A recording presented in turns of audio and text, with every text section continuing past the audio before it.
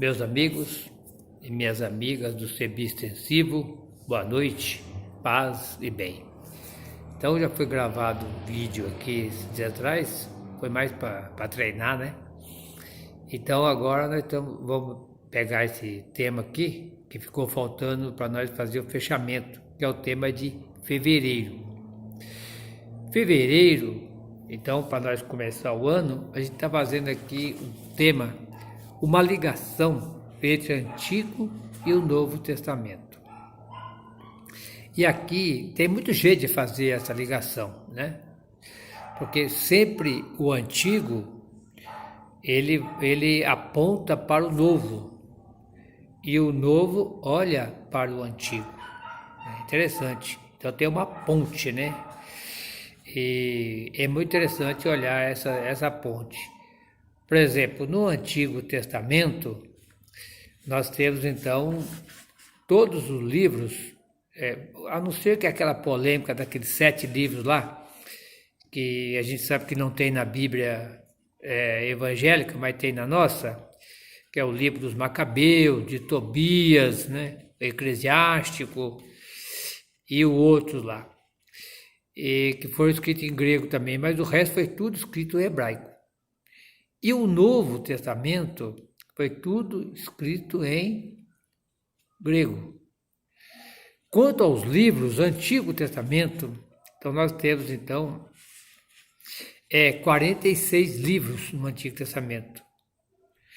E no Novo nós temos 27 livros, do qual esses 27 livros, 21 são cartas.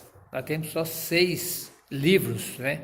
Que é os 4 evangelhos, o livro do Atos dos Apóstolos e o livro do Apocalipse. O resto são as cartas.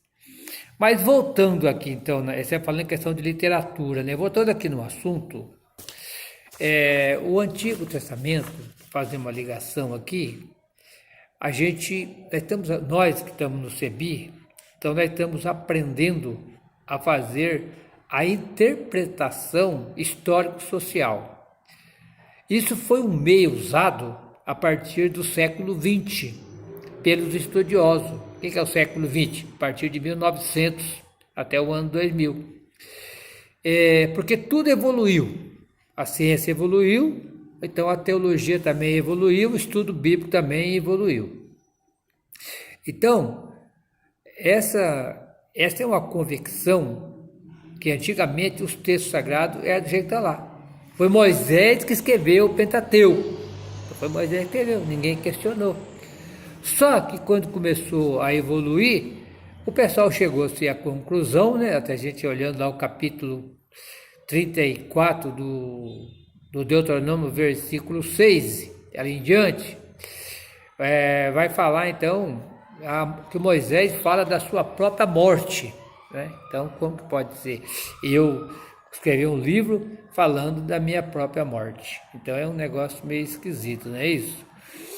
Então, aí quando a gente fala assim, a interpretação histórico-social foi um meio tão usado no século XX pelo estudioso, né? E que goza de uma grande aceitação no meio dos estudiosos da Bíblia, e também quando fala estudioso, fala os exegetas, né? A pessoa que aprofunda mesmo a Bíblia. E esse pessoal começou a ler a Bíblia desse jeito. E isso também é um meio, né? É um método usado pela nossa Igreja Católica. Quando eu escrevi Igreja Católica, eu coloquei que entre parênteses a CNBB, porque nem todos na Igreja Católica usam essa metodologia de olhar a Bíblia a partir da vida. Não, fica só no Espírito Santo, no amor de Jesus. Tudo bem, é um jeito também de estudar a Bíblia. Mas o nosso jeito de estudar a Bíblia, que é a teologia oficial da Igreja Católica, e também o estudo da Bíblia, é olhar o lado sociológico da Bíblia. Quando ele fala sociológico, é olhar a Bíblia pelos 4 lados, que é o lado político, o lado social, o lado econômico e o lado cultural, religioso. E a vida da gente também é assim, né? Nós temos o lado político. Quem está nos governando? O problema social, como que nós estamos nos relacionando? Que nem agora mesmo nós estamos aqui no isolamento social. Não está nem jeito da gente se relacionar. Então, por isso que eu estou gravando esse vídeo. Para nós poder ter um contato, para nós não parar nossos estudos bíblicos e também se animasse um pouco nessa época, né? E o lado econômico. Como é que vai ficar o lado econômico agora depois desse isolamento? É problema. E a religião? Como é que nós estamos vivendo? Nós somos católicos, mas a gente está vendo que os evangélicos estão crescendo e crescendo muito. Então é olhar os quatro lados, fazer uma análise dos quatro lados. E os exegetas e os biblistas, então olhar a Bíblia desse jeito, a partir de 1900 em diante, né? Isso aí gozou de uma grande aceitação, olhando a característica da Bíblia, desse jeito aqui. E foi olhado, então, o Antigo Testamento, ele se identificou, o Antigo Testamento, em 4 partes distintas. Você tem na folha que é o lado javista, então fala de Javé, né? Eloísta é o El, né? O deuteronomista, que é a lei, e sacerdotal. Né? Nós vimos lá no estudo do Pentateuco que o pessoal, quem interpretou o Pentateuco na hora de escrever foram os sacerdotes, eles que interpretaram, né? É o lado que eles interpretaram. A gente pode ter o lado crítico também, né? Aí tem aqui, vejamos as suas características mais aceitas, né? A partir dos passos que foram dados. Então foi organizado o Antigo Testamento. Aqui nós temos então 6 partes: a criação, patriarcas e Êxodo, né? Deserto, Sinai e conquista da terra. Então, nessa perspectiva, muitos estudiosos apontaram para essa hipótese, né? Então, relembrando um pouquinho o Antigo Testamento, já que nós falamos dos livros, na parte da literatura, a questão da língua, né? Que é a língua hebraica, no Novo Testamento é escrito em grego. Então, a gente vai agora, a partir de agora, olhar o Novo Testamento. Olhar o Novo Testamento, então, o Antigo Testamento, ele vai ser para nós como retrovisor, né? E ele é um retrovisor. Eu gosto muito aqui do Mauro Sérgio Cortella, que ele fala assim que a gente tem que sempre olhar para frente, né? Sempre olhar para frente. Então ele diz que o carro, o para-brisa quando você está dirigindo, ele é muito amplo, né? Mas quando você olha no retrovisor, é bem pequenininho. E tem um aqui em cima de você e 2, né, à esquerda e à direita, mas são pequenininhos. Mas você não pode esquecer de olhar ali, né? De vez em quando você está dirigindo, está olhando. Se tem alguém colado em você, assim por diante. Mas o importante não é para ficar olhando nele, é para olhar para frente. Mas ele vai nos ajudar nessa caminhada. E Jesus também falou disso, não é verdade? Jesus falou disso. Quando a gente viu que o Evangelho de Mateus, que nós estamos estudando esse ano, que a gente vai pegar temas para ler, Mateus está sempre falando disso, né? A gente já viu no capítulo 5, né? Ele faz toda uma revisão do Antigo Testamento.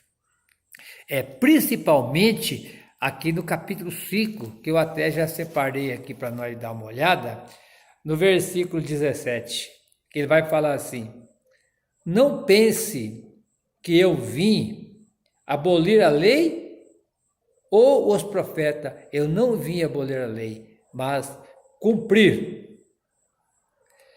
Quer dizer, olha que bacana. E ele diz aqui, olha: porque eu lhe garanto, enquanto não passar o céu e a terra, e não se perderá nem só uma vírgula, aliás, um i, uma vírgula da lei, sem ter tudo cumprido.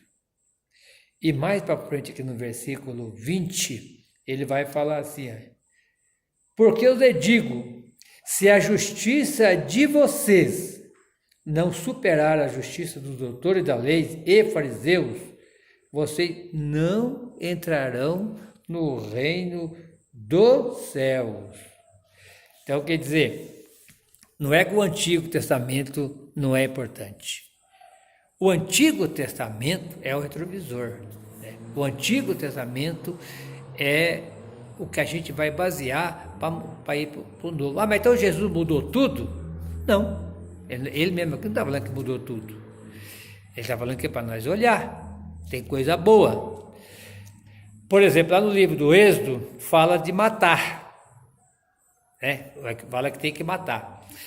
Jesus pega a parte do Êxodo que é não matar, que é os 10 mandamentos, né? O 5º mandamento, está lá no capítulo 20. Né?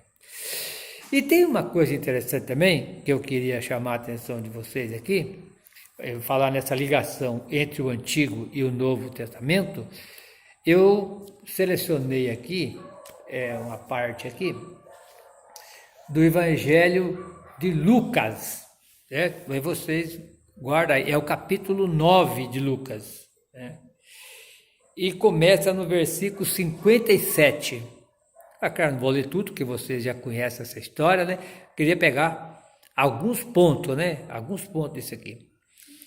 Então, ele vai falar, ele começa a falar aqui, ó, enquanto eles caminhavam pelo caminho, alguém disse: eu te seguirei, para onde quer que for. Jesus respondeu: as raposas têm tocas, e as aves do céu têm ninho, mas o Filho do Homem não tem nenhum lugar para repousar a cabeça. Olha só a diferença lá do Antigo, né? O Antigo Testamento era o rei, é importante, o doutor da lei, era os ricos. E ele vai falando uma série de coisas aqui, você quer me seguir? Mas ele fala assim, ó, eu quero sepultar meu pai. Fala, mas não dá tempo. Deixa que os mortos sepultem os seus próprios mortos, mas você vem seguir o reino de Deus. Tem uma coisa interessante aqui. Mas no final aqui, e no versículo 62, ele fala assim, Jesus, porém, respondeu, quem põe a mão no arado e olha para trás, não serve para o reino de Deus. Olha que interessante. Quer dizer, não é para ficar olhando para trás. Nós temos que olhar para frente. Mas nós temos retrovisor, né? O retrovisor é importante, não é isso mesmo? Então, olhar sempre para frente. E daí, pessoal, falando em olhar para frente, que o Antigo Testamento nós já conhecemos, né? Mas Jesus vai retomar esse Antigo Testamento. E aqui eu coloquei para vocês aqui já o Novo Testamento, né? Os valores evangélicos. Claro que depois, quando nós vamos chegar aqui na folha de março, que a folha de março ela vai falar aqui agora a questão dos impérios, né? Do Império Romano e os outros impérios que passou, né? Vai falar a questão do Babel versus Pentecoste. E vocês vão aí ver a folha, né? Porque ela está organizada, eu preparei para nós aqui a folha. Então, nós vamos dar uma olhadinha no Império Romano. Foi dentro desse Império Romano que se desenvolveu o Novo Testamento. Aí eu até já coloquei o mapa ali, ó, o mapa está ali, do Império Romano, certo? E no próximo vídeo que eu vou gravar, eu vou conversar um pouquinho sobre o Império Romano com vocês. Já tem diversas cores, né? Vou conversar um pouquinho sobre esse assunto lá do Império Romano lá também. E os seus valores evangélicos, o que Jesus quer fazer aqui? Jesus está vivendo aqui na época do Império Romano. E quando a gente vai falar, né, vamos olhar um pouquinho agora no nosso trabalho desse ano, né, vamos trabalhar um pouquinho os 4 evangelhos nesse ano de 2020, e o ano que vem, né, vamos trabalhar os cristãos da segunda geração e da terceira geração, que primeira geração praticamente quase acabou tudo do ano 58 ao do ano 68, na época do Nero, o imperador tirano, que matou todo mundo. Então foi muito terrível essa época, né? Vamos ver vamos olhar um pouquinho depois no próximo, na introdução aqui do nosso encontro, que vamos trabalhar sobre o Império Romano.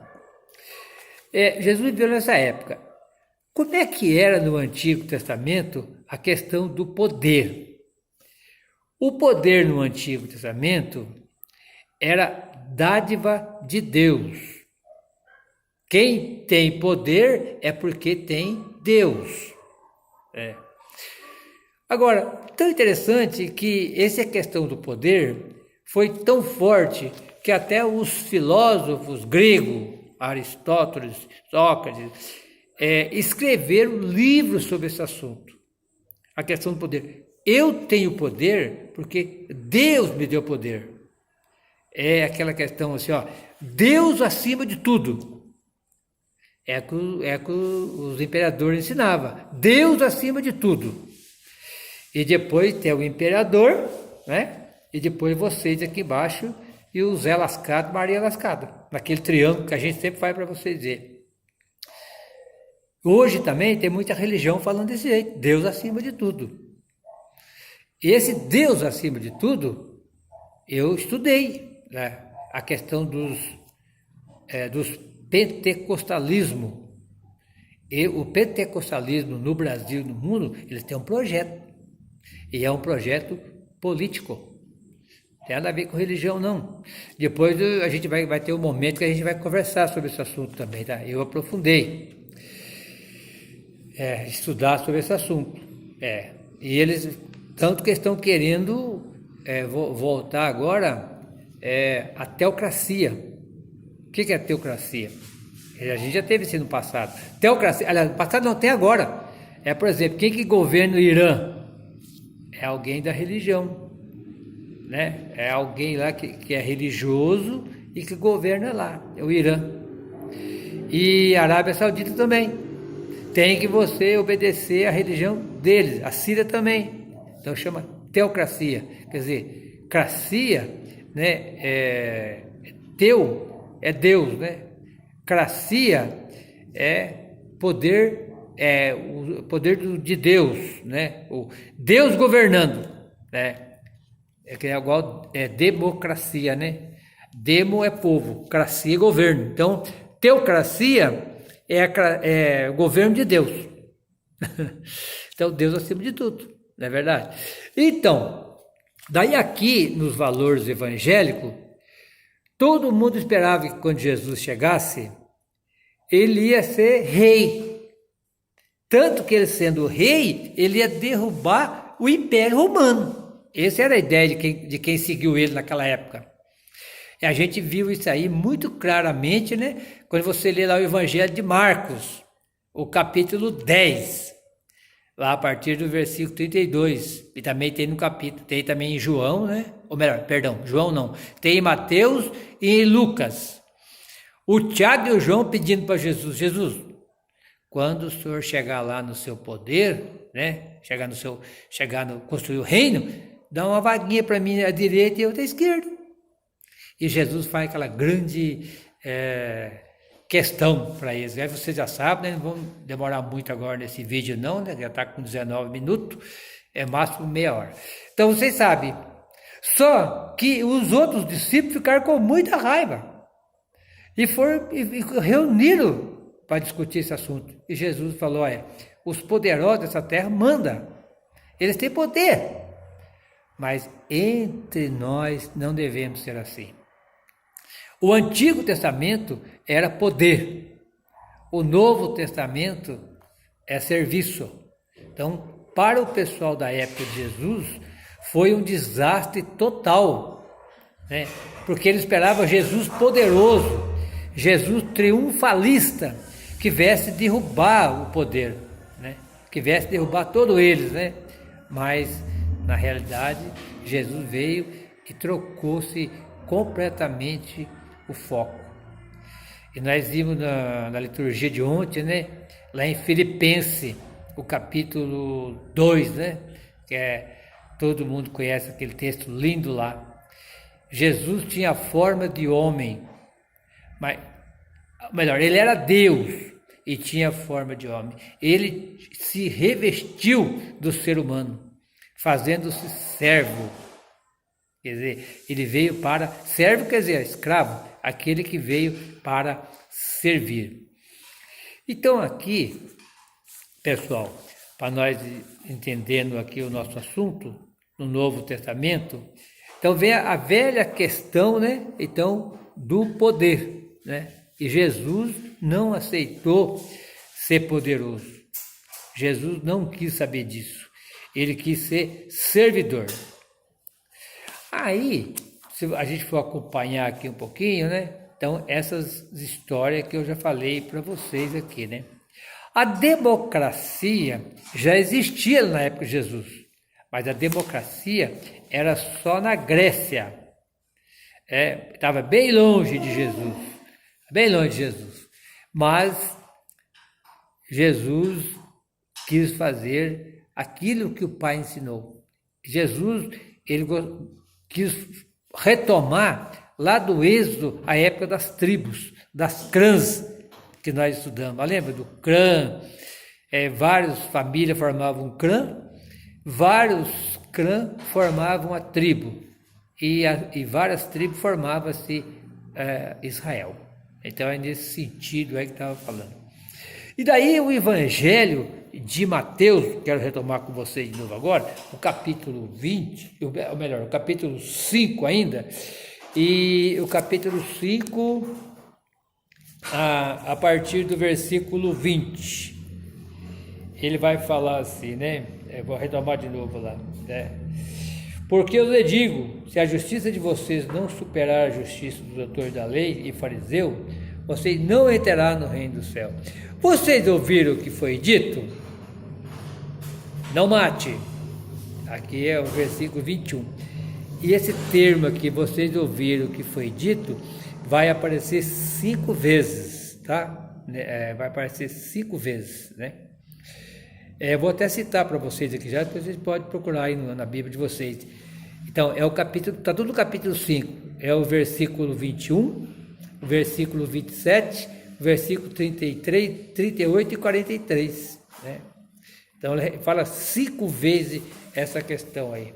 Vocês ouviram o que foi dito, vocês ouviram o que foi dito, vocês ouviram o que foi dito. Então, Jesus veio fazer uma revisão, mas olhando no retrovisor, tomando cuidado, porque tem muita coisa boa que ficou lá para trás, né? E o Evangelho de Mateus vai retomar várias vezes o termo, né? Várias vezes o termo, assim, a justiça. Quando ele fala aqui a justiça de vocês, né? É tão interessante essa palavra justiça, que no Evangelho de Marcos, esse termo justiça não aparece nenhuma vez. O Evangelho de Marcos é 0. E no Evangelho de Mateus, o termo justiça vai aparecer 7 vezes. Olha aqui, 7. 7 vezes. Quando Mateus está falando que justiça aparece 7 vezes, vocês estão lembrados do que significa o número 7 da Bíblia? O número 7 na Bíblia significa perfeição. Não é isso? Então, para quem não sabe, vamos relembrar.